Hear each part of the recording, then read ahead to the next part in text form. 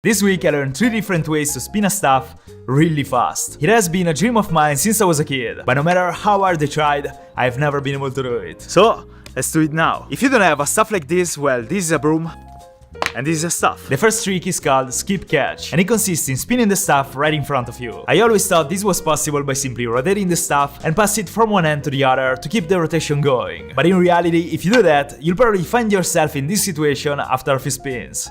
Every single time. So if you want to reach a great speed of rotation while being able to keep going technically forever, first hold the staff with one hand and place the other hand on top. When you rotate the staff, instead of catching it immediately when it gets close to the left hand, you need to ignore it the first time and catch it the second one. This allows you to keep your hands in the middle of the staff, avoiding the mistake I was making before. So not like this, but skip and catch. As soon as you catch the staff with the left hand, turn the right hand upside down and then repeat the same process. Skip and catch. Skip and catch. The hardest part of the trick is getting faster. My movement was slow and mechanic, and the staff kept slipping out of my hands.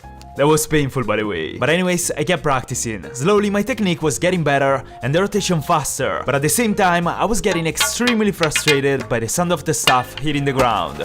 But luckily, after a while it got more intuitive, and by keeping my shoulders relaxed and slowly increasing the rotation speed, my timing got way better and I could reach a decent speed of rotation. But anyways, I suggest you to practice outside, really far from fragile things. The second trick is probably the easiest, but it's fundamental to achieve the third spin, which is the best one. This one basically consists in spinning the staff on your sides. Grab the staff with the palm up and bring the other hand to your chest. Then you need to start making a sort of scooping motion, up and down from one side to the other. The secret here is thinking about keeping the pinky finger always in front of the rest of your hand. And this time, the spinning movement shouldn't come from your arm, but from the rotation of your core. But even knowing the theory, at first I was spinning the staff slowly and with wide big movements of my arms. Then I started increasing the speed by rotating my core faster and holding the staff loosely, letting my wrist basically follow the rotating motion of the staff. It helps if you keep one leg in front of the other. And after a while, all the movement was basically coming from my core and my wrist. When you go faster, this trick is really tiring. But after about 35 minutes of practice, I was able to spin the staff pretty fast. The last trick is hard. It's a combination of the first trick and the second one, and it consists in spinning a staff all the way around your body. I tried intuitively for a while,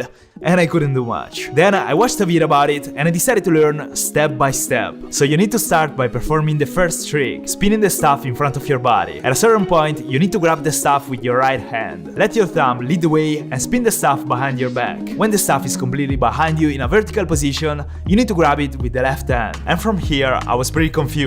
I wasn't really sure what to do with my left hand, so I watched another tutorial, and in theory we should repeat the trick number 2. Let the pinky finger lead the way and make the scooping motion until you come back to the original position and continue with the trick number 1. So I kept trying. I started really slow, step by step, to get the theory down. And I'm not gonna lie, I had to check the tutorials a few times to understand what I was doing. It took me a while to understand how to combine all the movements, but after about 20 minutes of practice, I got more confident. For this one in particular, I got really excited, but actually the movement of my left arm was still really mechanic. Besides being extremely dangerous for my surroundings, I couldn't visualize and therefore fix the movement. I need to fix my left arm. I started working to fix the mistake I was making, and I kept trying until I could impress my girlfriend. Bello! The reality is that my movement was still really slow, but at this point I was pretty exhausted. The next day I really wanted to get it, but my muscles were hurting and I still had a few problems with my left arm. Then I started pushing really hard, but no matter what, I couldn't achieve the same speed I saw in the tutorial, so I kept failing. I was still too slow, but then I randomly realized what I was doing wrong. I was keeping my left arm straight, and this was slowing down the movement. Instead, I basically had to push with my elbow. It took me a while to understand how to do it, but after a while I got confident and I was finally happy with the result. There is still room for improvement, but it was better than the day before. I learn new skills every single week, so subscribe and follow me on Instagram. I practice Photoshop there. I'll see you next week.